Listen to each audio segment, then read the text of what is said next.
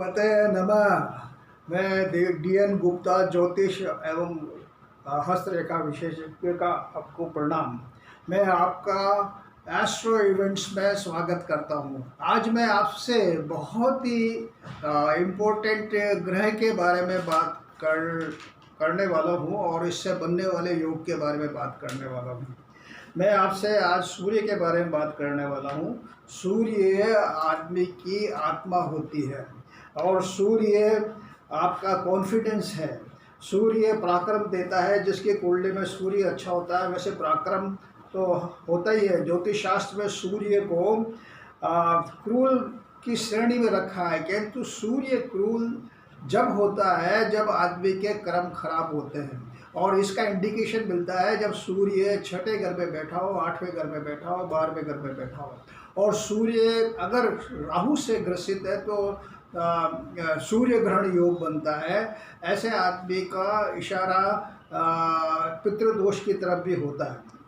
जिसका सूर्य प्रबल होता है वो सारी जिंदगी की गंदगी से दूर रहता है। वो आदमी अगर गलत सोसाइटी में भी बैठा है तब भी उसके ऊपर असर नहीं होता। उसका आत्मबल बहुत मजबूत होता है और वो सोसाइटी में डोमिनेटिंग नेचर का होता है तथा अपना कभी झुकता नहीं है। अगर मान लीजिए कोई गलत चीज़ उसको आप गलत चीज़ से दबाना चाहो तो वो आदमी दब नहीं सकता, क्योंकि सूर्य आत्मा होता है। अब कुंडली में अच्छे स्थान में सूर्य यदि अच्छी सोसाइटी में वो मतलब वो जैसे मान लीजिए गंदी सोसाइटी में भी अगर ऐसा आदमी रहता है तो उसका असर उस गंदी सोसाइटी का नहीं होता और वो कमल की तरह खिला रहता है। अच्छे सूर्य आपके आमदनी और धन संबंध है तो वो आपके आमदनी को, यानी सूर्य कभी अस्त नहीं होता और सारे ग्रह अस्त होते हैं लेकिन सूर्य अस्त नहीं होता। तो यानी अगर मान लीजिए धन भाव का कनेक्शन सूर्य से है या आमदनी का कनेक्शन सूर्य से है तो वो उस आदमी की ज़िंदगी भर अच्छी आमदनी बनी रहती है और उसके पास धन स्थिर रहता है। लेकिन अगर सूर्य बिगड़ा हो और छठे घर में, आठवें घर में या 12वें घर में बैठा हो तो यह बहुत दिक्कत देता है, कई तरह की बीमारियां देता है। सूर्य से आदमी के आँखों की रोशनी कमज़ोर हो जाती है।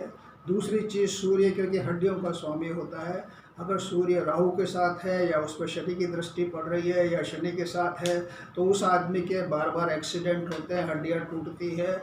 और दूसरी चीज़ ये है कि ऐसा आदमी समाज में बार बार अपमानित होता है और उसका जो सोसाइटी में इतनी इज्जत नहीं रहती, उसका भाई बंधुओं से भी इतना संबंध नहीं रह पाता और वो हमेशा दुखी रहता है। तो मैं आज आपको यहाँ पे जो चर्चा कर रहा हूँ वो सूर्य से बनने वाले योग के लिए कर रहा हूँ और वो योग है सूर्य उभयचरी योग। यानी सूर्य उभयचरी योग का मतलब है कि जब सूर्य से द्वितीय भाव में कोई शुभ ग्रह बैठा हो, सूर्य बलवान हो, सूर्य पे किसी अशुभ ग्रह की दृष्टि नहीं हो, सूर्य राहु के साथ नहीं हो, सूर्य अच्छे डिग्री का हो, सूर्य उच्च का हो या स्वराशि का हो और उससे नेक्स्ट जो मतलब दूसरे भाव में अगर कोई शुभ ग्रह बैठा है तो इसको शुभ वासनी योग बोलते हैं। और जब सूर्य से 12वें घर में मतलब सूर्य के पीछे कोई शुभ ग्रह बैठा हो, अच्छी स्थिति में हो तो उसको वाशी योग बोलते हैं। तो यानी सूर्य उभयचरी जो योग हुआ वो ये दोनों ग्रहों का एक सिनर्जिस्टिक कॉम्बिनेशन है, यानी सुनफा योग और वाशी योग, और दोनों शुभ योग हैं।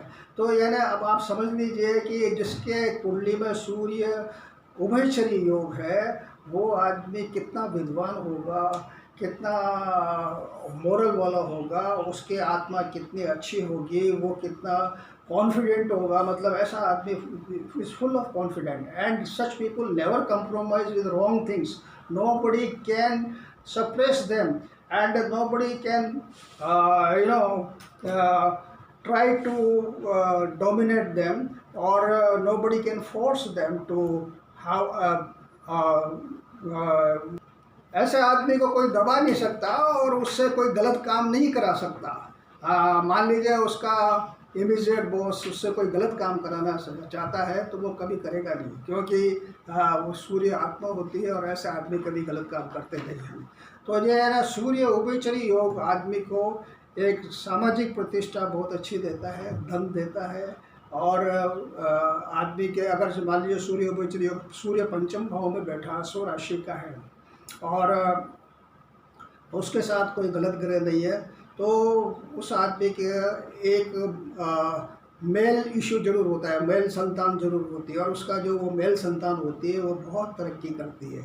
और मतलब provided the spouse also should have issue factor in the her horoscope. तो यानी मेरा ये कहने का मतलब ये है कि सूर्य उभयचरी योग एक ईश्वर का वरदान है किसी कुंडली में होना, और ऐसा आदमी ज़िंदगी में बहुत तरक्की करता है।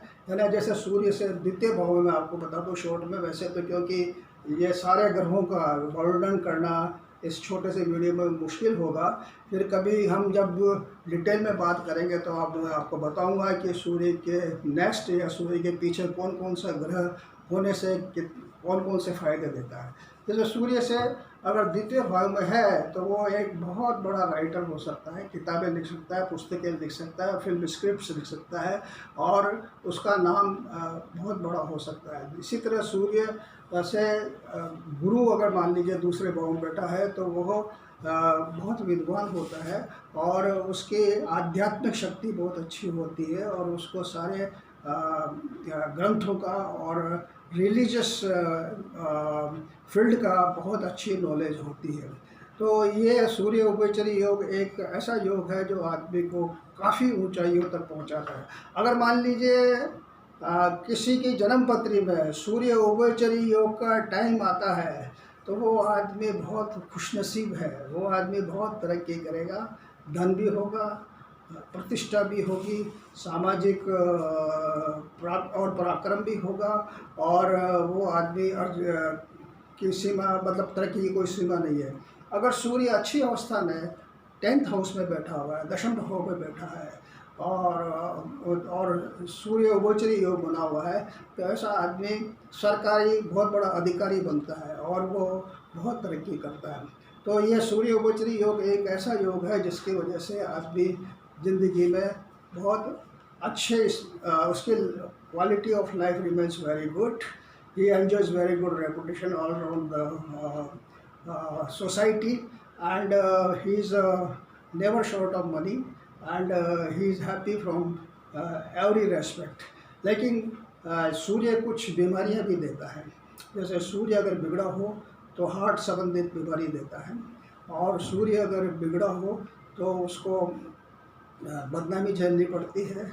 यहाँ तक कि अगर सूर्य बहुत बिगड़ा हुआ है तो उसको इम्प्रिजनमेंट भी हो सकता है। तो यानी सूर्य अब क्योंकि अभी जो आपका ये आ रहा है सूर्य ग्रहण, इसलिए मैंने ये वीडियो बनाया, और आपको अपनी ज़िंदगी में सूर्य को मजबूत करने के लिए मैं आपको बहुत सरल उपाय बता रहा हूँ। ये गीता प्रेस की एक बुक है, आदित्य हृदय स्तोत्रम, आदित्य हृदय स्तोत्रम। ये आदित्य हृदय स्तोत्रम की कीमत सिर्फ 4 रुपया है।